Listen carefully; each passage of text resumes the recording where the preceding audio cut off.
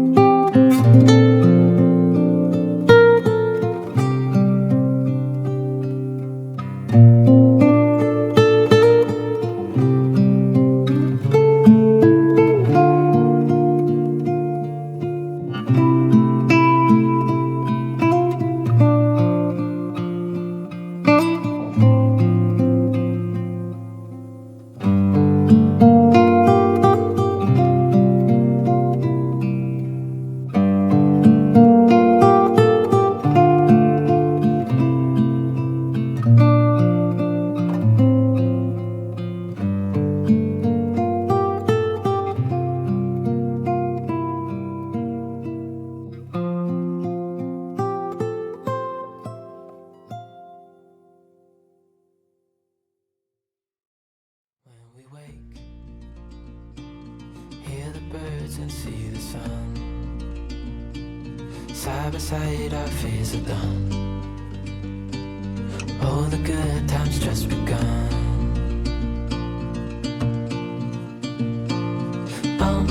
We know what we have, let's hold on tight. Found what we're looking for in life. Call us crazy, but things are finally right.